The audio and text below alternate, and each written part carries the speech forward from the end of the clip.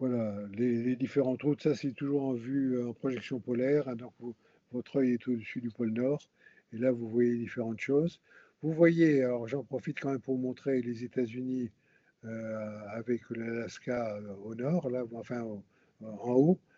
À gauche, vous avez le Canada, et vous voyez que, et puis vous avez ensuite le Groenland. Vous voyez que si les États-Unis pouvaient avoir le Groenland, le Canada et l'Alaska, eh bien, ils auraient une zone économique exclusive qui leur donnerait à peu près la moitié de l'océan glacial arctique.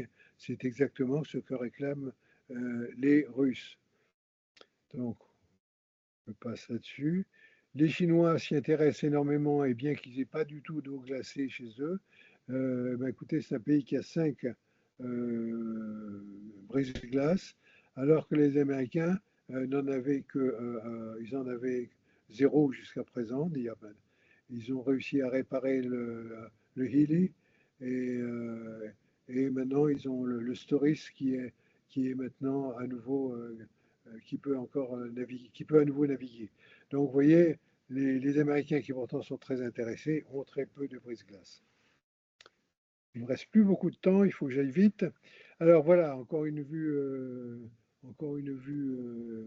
polaire. Vous avez là l'état de revendication en août 2016. En fait, il n'y a rien de nouveau depuis.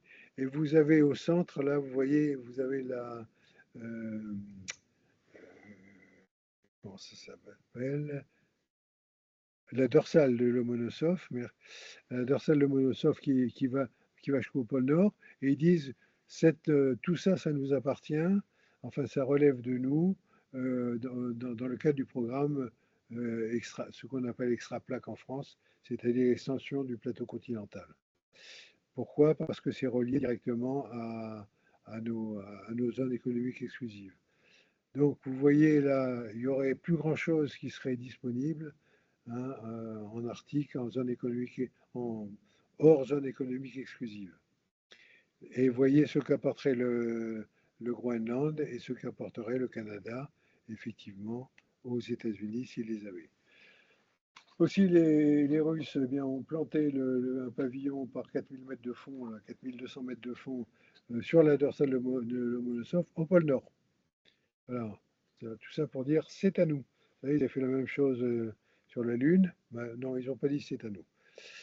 Donc là, voilà, cette fameuse dorsale de Lomonosov, on en parle beaucoup. Je passe là-dessus parce que je pense que j'ai dit le plus important. Et là, vous avez toutes les bases que les Russes sont en train de réinstaller dans le nord, puisque cette route glaciale arctique, en fait, il y a pas grand-chose pour les protéger, pour le sauvetage en cas de nécessité. Eh bien, il y a pas de port. Et donc, ils sont en train de, de réhabiliter toutes les bases soviétiques.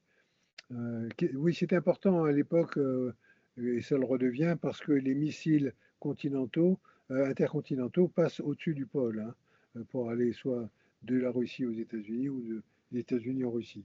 Donc il est important d'être présent dans cette partie nordique, en plus du côté commercial et des minerais qu'on pourrait avoir. Voilà, donc la militarisation, bon, je passe dessus. Et donc ça, je vous en ai parlé sur la carte précédente. Alors, il y a eu un certain nombre de tentatives d'achat du Groenland au XXe siècle. En 1867, sur la présidence d'Andrew, euh, les États-Unis ont fait une offre qui a été refusée par le Royaume du Danemark. Après la fin de la Seconde Guerre mondiale, les Américains, il y a un courant d'opinion aux États-Unis en disant ça a été très utile pendant la guerre, il faudrait que ça devienne américain. Donc en 1945, 46, 47, vous voyez, ça c'est revenu de façon régulière. Au XXIe siècle, eh bien, en 2019, son, dans sa première présence, son premier temps de présence, pardon, comme président des États-Unis, il a proposé d'acheter le Danemark 11 millions d'euros. Bon, ça n'a rien de choquant pour eux, encore une fois, hein, si on regarde leur histoire. En janvier 2025, il va plus loin, hein, mais ce coup-là, il dit qu'il pourrait avoir recours à la force économique ou militaire. hein. Les deux se constituent le hard power ainsi. En juillet 2025, c'est-à-dire la semaine dernière, si mes souvenirs sont bons, il y a eu des opérations d'influence par des agents américains non officiels. Voilà, donc il y a effectivement une activité importante. Donc l'importance renouvelée de l'article, bon, je vous en ai parlé. Vous voyez les différentes routes sur cette carte et vous voyez encore une fois la position de ce que les États-Unis gagneraient à avoir le Groenland et le Canada. Alors, quels objectifs visent les États-Unis et du président Trump pour réussir face à la thalassocratie chinoise? Donc, c'est ça l'objectif, hein. C'est quand même les Chinois en premier, hein. Les États-Unis doivent être en situation de combattre Pékin partout où son commerce maritime se déploie. Et ils ne peuvent pas avoir plus d'une guerre majeure à la fois, donc c'est ce qui explique aussi pourquoi ils ne poussent pas les Russes. Parce que les Russes, ça serait une grande guerre, ça serait une guerre majeure aussi. Donc ils considèrent qu'ils sont capables d'en faire qu'une guerre majeure à la fois. Ça a évolué dans le temps, hein, tout ça, mais actuellement ils en sont à ça. Il leur faut pour cela pouvoir couper les voies de communication existentielles pour la Chine, parce que sans voie de communication, sans pouvoir commercer, la Chine meurt. Contrôler les principaux détroits donnant accès à ses mers proches, c'est-à-dire mer de Chine et mer Jaune, ça c'est les mers proches de la Chine, au canal de Panama et à l'océan Arctique, réorganiser et renforcer sa propre puissance maritime, commerciale et navale pour revenir au premier rang mondial. Donc les États-Unis ont besoin de se développer, et ils sont très mal. Enfin très mal, il y a pire. Contrôler matériellement le commerce mondial en complément des droits de douane. Alors, est-ce que je voulais vous montrer? Non, je vous montrerai ça après. Donc le 9 avril, il y a un executive order encore qui est restauré la puissance américaine, maritime américaine. Donc ça, c'est dans le domaine de la construction navale. C'est en gros le tableau de comparaison que je vous ai montré tout à l'heure. Et là les Américains ont décidé d'arrêter le déclin de la base industrielle et de relancer complètement la construction navale et de remonter dans tous les domaines. Ils sont plus méchants que ceux que je vous ai donnés parce que là, ils disent que des données récentes montrent que les États-Unis construisent moins de 1% des navires de commerce dans le monde, tandis que la République populaire de Chine en produit environ la moitié. C'est colossal. Là, ce que fait la Chine est colossal. Donc l'objectif de ce plan américain, c'est de garantir un financement fédéral, de reconstruire les capacités de construction maritime des États-Unis et de développer et de renforcer le recrutement, la formation, la fidélisation des main-d'œuvre concernées. Il n'y a plus de marins et ça pose vraiment un gros problème. Donc la politique, c'est revitaliser et reconstruire les industries maritimes nationales et la main-d'œuvre afin de promouvoir la sécurité nationale et la prospérité économique. Et en même temps, vous avez la fameuse loi de 1000 milliards de dollars. Il y a des gens qui disent un trillion. Un trillion, c'est en anglais, c'est 1000 milliards en français, hein. Sinon, le trillion, c'est pas du tout la même chose en français. Voilà, donc les investissements sont énormes. Le budget de la défense, parce qu'il y a la défense et la sécurité là-dedans, le budget de la défense a augmenté de 13%, hein. Or, il était déjà de 700, quasiment 800 milliards de dollars. Bon, cela dit, si vous comparez le budget américain, le budget de la défense américain à celui de la Chine, il ne faut pas oublier que les Américains sont présents sur quasiment toutes les mers du monde. Payer un marin américain ou un bateau américain, ce n'est pas du tout le même prix qu'en Chine, hein. Il est évident que la façon dont sont payés les Chinois, et, que ce soit des ouvriers ou autres, ça n'a rien à voir avec ce qu'ont les Américains. Donc, il faut comparer ce qui est comparable, hein. Les Chinois sont capables de construire beaucoup plus. Que valent leurs bateaux? On n'en sait rien. Les derniers combats qui ont eu lieu, c'était en mer par les Chinois, où ils sont d'ailleurs bien débrouillés, mais c'était des petits bateaux. C'était soit contre les Vietnamiens en 75, soit contre Taïwan un peu avant. Voilà, donc je passe rapidement là-dessus. Je crois que je reviens donc simplement là-dessus. Je voulais vous faire remarquer une chose. La route, là vous avez une frontière, vous avez une continuité côtière des trois autocraties nucléaires que sont la Chine, la République de Corée du Nord et la Russie. Hein. Donc toutes les côtes leur appartiennent, à l'exception évidemment de la Corée du Sud, hein, qui est entre les deux, mais qui est en fait, elle, une île géopolitique. Mais sinon, à part ça, vous vous rendez compte que tout ça, c'est relié, donc c'est quelque chose d'important. Euh, alors, ce sont des alliés, oui et non. Ce sont des partenaires plutôt dans certains domaines. L'alliance entre la Russie et la Corée, oui, elle est évidente. L'alliance entre la Corée et la Chine uniquement si les États-Unis attaquaient la Corée du Nord. Sinon, ce sont des partenariats dans différents modèles, dans différents domaines. Voilà, donc, mais les trois puissances sont complémentaires, puisque la Russie a les forces nucléaires et une expérience du combat, entre autres sur mer, et aussi à terre maintenant. La République de Chine, ils ont une BITD, donc une base industrielle et technologique extrêmement développée. Et la Corée du Nord, eux, ils ont un rôle de perturbateur qui peut être utile dans certains cas. Voilà, je vais arrêter là. Je crois que j'ai dépassé. Oh là, j'ai dépassé. Je suis désolé. Euh, je suis désolé que c'est commencé si tard. Et si vous avez des questions, n'hésitez pas. Je vous écoute. Alors, merci beaucoup. Non, non, vous avez été plutôt très bon dans le timing, parce il vous reste allez, 20 minutes pour les questions-réponses, donc c'est plutôt très bien. Merci beaucoup. Et merci pour cette intervention passionnante.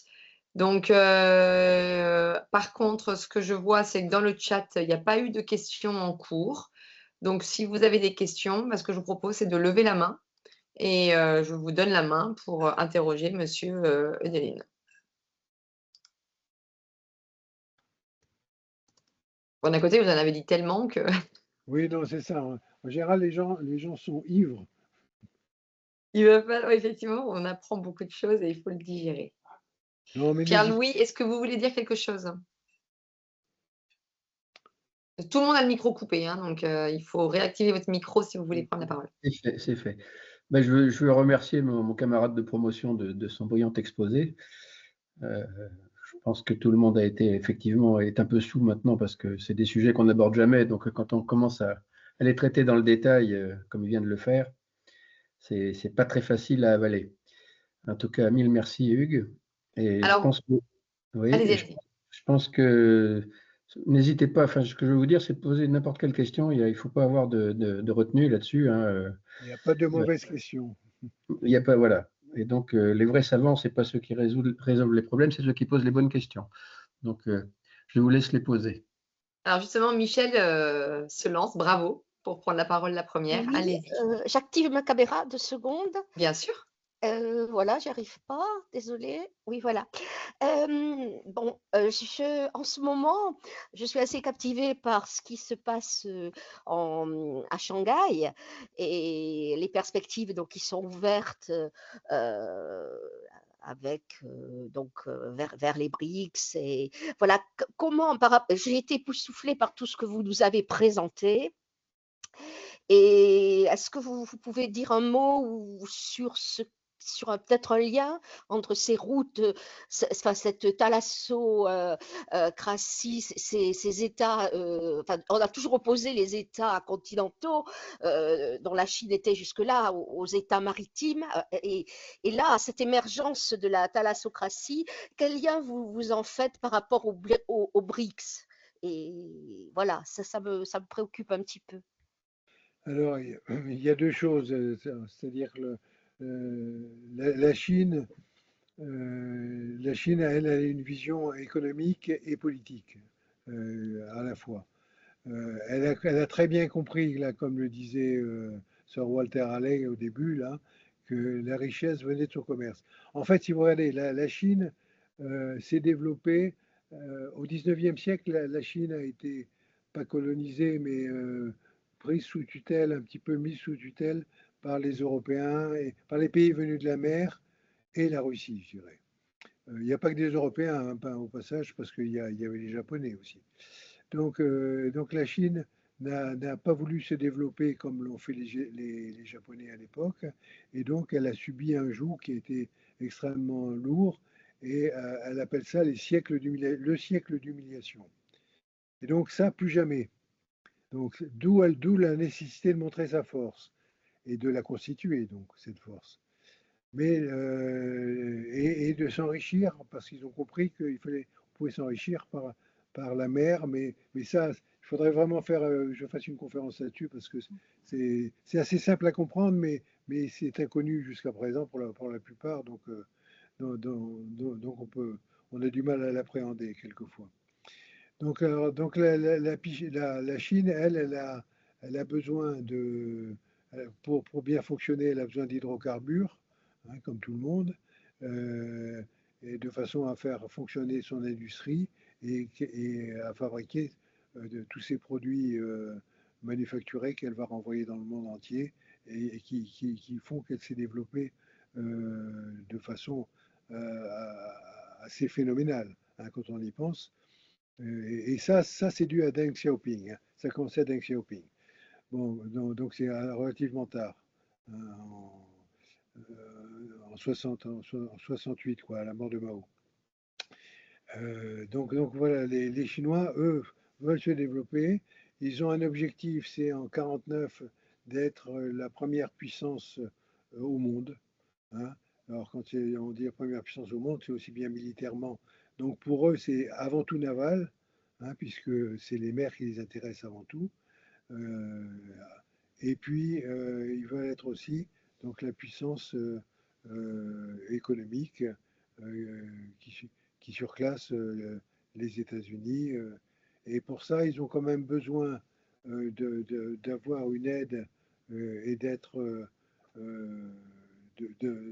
de regrouper autour d'eux un certain nombre de pays, ceux des BRICS par exemple, et vous savez que les BRICS ont été étendus, là il y a les BRICS plus maintenant, et il y avait beaucoup de pays qui étaient volontaires pour les rejoindre. Donc les BRICS, c'est une approche qui n'est pas militaire, hein, comme l'OCS actuellement, puisqu'il y a la réunion de l'OCS en fait Shanghai. à Shanghai, oui. Donc c'est pas militaire non plus. Mais ils ne cherchent pas à faire. Les Chinois ne cherchent pas d'alliés. Ils cherchent à être forts par eux-mêmes. Voilà. Une fois qu'on a compris ça, on a compris beaucoup de choses. Et donc ils cherchent à être forts par eux-mêmes et mais ils ont besoin de regrouper des gens avec qui ils vont pouvoir travailler, avec qui ils vont pouvoir commercer, hein. Donc ils s'installent dans beaucoup de ports, mais pour ça il faut avoir l'accord des gouvernements. Et pour le moment, ils ont promis à tous les gens chez qui ils allaient s'installer ça allait être du win-win, comme on dit, hein, Oui, gagnant-gagnant. gagnant-gagnant. Le seul problème, c'est que ça ne marche pas comme ça. Ça ne marche pas du tout comme ça. Et si on regarde le port de Hambantota au Sri Lanka, ils ont construit un port dont on n'avait absolument pas besoin, le Sri Lanka, qui sortait de 30 années de guerre civile. Et le Sri Lanka est dans un état épouvantable. Et ce qui fait que les Chinois, quand ils ont demandé, ils ont fait des prêts ils ont fait des prêts au Sri Lanka pour construire. Le Sri Lanka a été dans l'incapacité de rembourser les prêts. Et bien du coup, ils ont un bail de 99 ans. Alors ça paraît bizarre qu'un pays qui parle de Hong Kong avec de la rage dans la voix de ce siècle d'humiliation se permette de faire la même chose. 99 ans, hein, c'était le bail de Hong Kong à l'origine. Donc, si vous voulez, ce sont des prédateurs, hein, il faut voir ça. Ce sont des prédateurs et ce sont des gens qui veulent ils se considèrent comme très nettement supérieurs aux autres. Alors on ne s'en rend pas compte comme ça, mais c'est dans les actes, dans les faits qu'on s'en rend compte. Exactement. Merci. Alors, je vois qu'il y a des questions qui arrivent donc, et qu'il n'y a plus beaucoup de temps, donc je vais vous lire la première question. J'ai vu, Pierre-Louis, que vous leviez la main. Il y avait juste une question qui était arrivée avant, donc je vais respecter l'ordre, si vous voulez bien. Donc la première question, c'était, bien que le sujet soit plutôt sur Donald Trump et que nous sommes le 2e espace maritime, où en est la France attaquée en Afrique, notamment sur les ports et en Nouvelle-Calédonie? Ah, oula, c'est long ça. Nouvelle-Calédonie, oui, alors Nouvelle-Calédonie, tout est bloqué pour le moment. Il y a des discussions qui ont eu lieu. J'ai vu un ami là, qui revenait de Nouvelle-Calédonie, prendre un café avec lui il y a 2 jours. Rien n'avance. Donc pour le moment, on ne sait pas très bien où on va.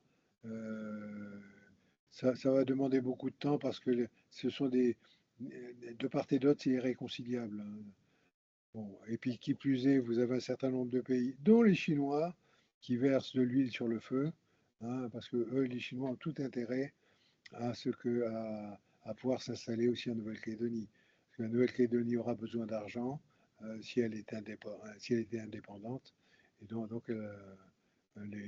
les Chinois ne rêvent que d'une seule chose, c'est de venir là. Euh, alors, les autres ports français, ben, écoutez, ça dépend. Il y a des ports où on est bien installé. Bolloré a quand même un certain nombre d'endroits où il est pas mal installé. Mais il n'a pas la puissance de feu des Chinois. Quand je dis de feu, c'est la puissance économique.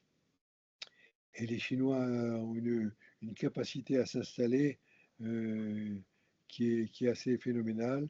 Ils ont de quoi influencer les gens, et en particulier les dirigeants avec de l'argent, hein. J'avais écrit un papier avec un Taïwanais là-dessus, à l'Institut Thomas More, ça intéresse certains, justement sur l'influence chinoise dans le Pacifique, dans les îles du Pacifique, pardon. Merci. Bon, et si vous regardez un peu plus loin le risque de guerre, à ce moment-là, justement, j'avais comparé ça, une guerre entre la Chine et les États-Unis. J'avais comparé ça à la Deuxième Guerre mondiale entre la Chine et le Japon, puisque le Japon est à peu près au même endroit. Et donc là, on voit le besoin de bases et de choses comme ça dans le Pacifique. Et la plupart les bases qui avaient été choisies par les Américains et les Japonais étaient excellentes, donc sont toujours les bonnes. Sauf que là, les Chinois risqueraient d'aller un peu plus loin. Et entre autres, nous, notre Tahiti et nos possessions, avec surtout des pistes longues, euh, euh, des pistes aériennes longues, seraient extrêmement intéressantes pour les Chinois. Donc voilà, la- une guerre. Les Chinois cherchent à se développer dans le Pacifique parce qu'ils sont un peu bloqués par les îles qui leur longent leurs côtes et dont ils ne contrôlent aucune. Mais ça encore, je vous dis, il faudrait une autre conférence parce que ça demande un peu plus d'explications que ça. Merci. Pierre-Louis, vous leviez la main? Oui, c'est juste pour demander à Hugues, est-ce que tu peux résumer de façon brève la vision de Donald dans le domaine maritime, la vision globale de Oui, Donald? alors oui, la vision de Donald, Parce que c'est l'objet central de la conférence quand même, mais il faut qu'on reparte avec des idées claires là-dessus. oui, Voilà. oui, j'ai essayé de mettre ça dans l'avant-dernière image, mais non, alors, Donald, qu'est-ce qu'il veut? Lui, il veut redevenir une puissance maritime. Voilà.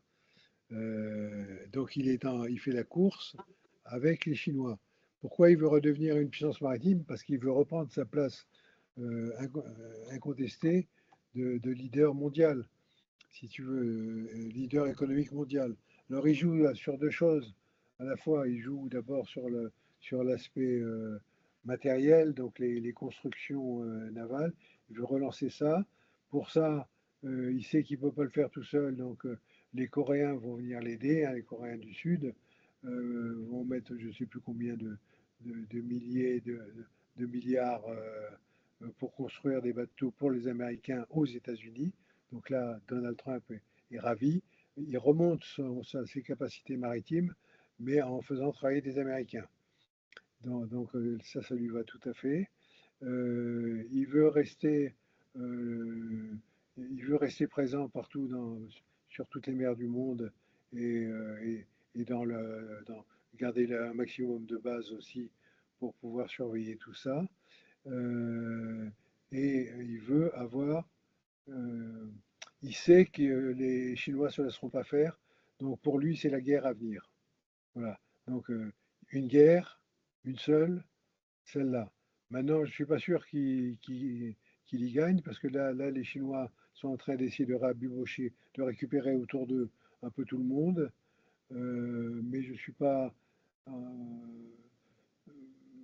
bon, on va voir comment ça se déroule.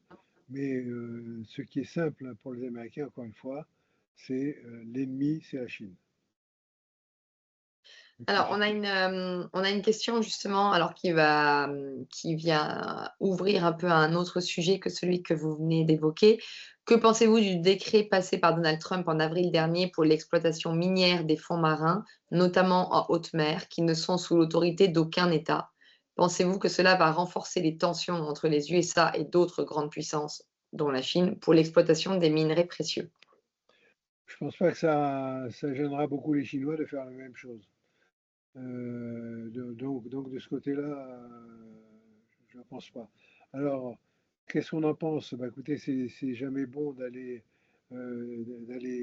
tout massacrer. D'un autre côté, moi, chaque fois que je vois les images sur la guerre en Ukraine et que je vois toutes ces raffineries qui brûlent, je me dis, si on parle de pollution, on ne peut pas faire mieux, quoi.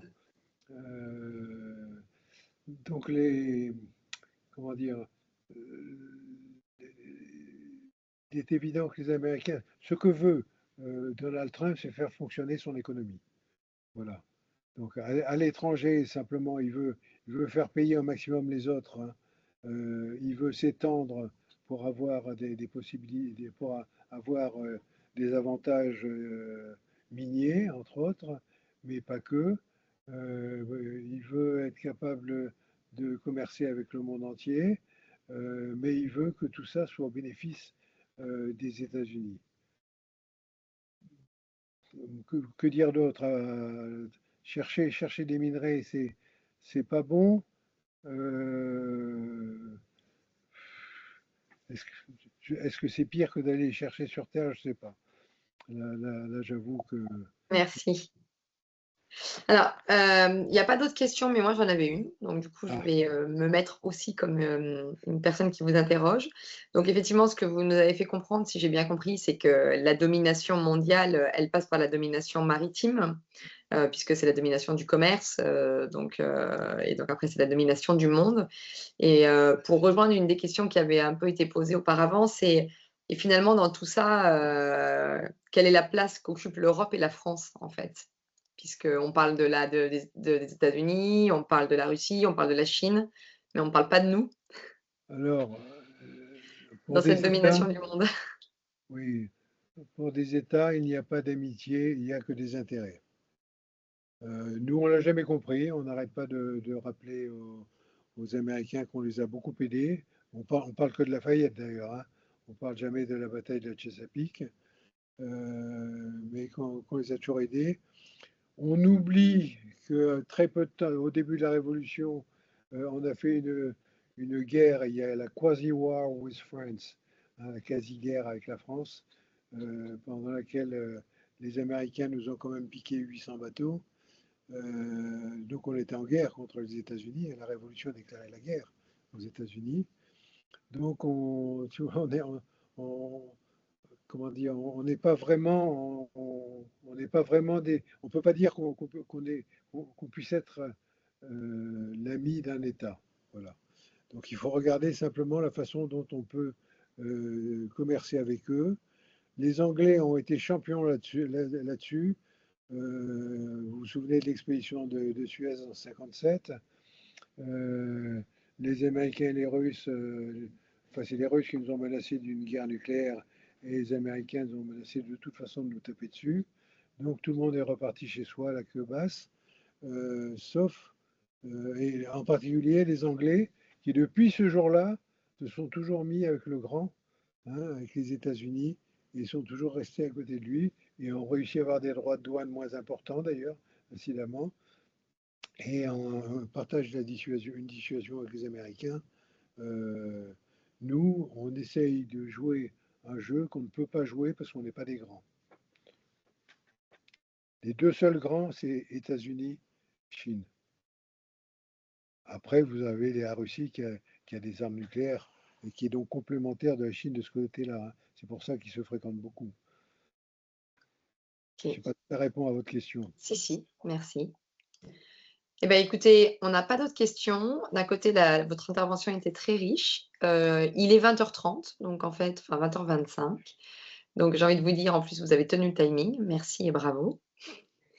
Et donc, si ça vous convient, on peut se quitter sur ces bonnes paroles et réfléchir à tout ce que vous nous avez transmis. Il y a Pierre-Louis qui voudrait peut-être dire un mot avant la fin. Oui, absolument. Je remercie à nouveau Hugues, mais bon, il sait que ça vient du cœur, donc il n'y a pas de souci. Ce que je voudrais dire à nos auditeurs, surtout pour ceux qui viennent pour la première fois, c'est que notre prochaine conférence du même genre aura lieu le premier mercredi de chaque mois, c'est le premier mercredi d'octobre.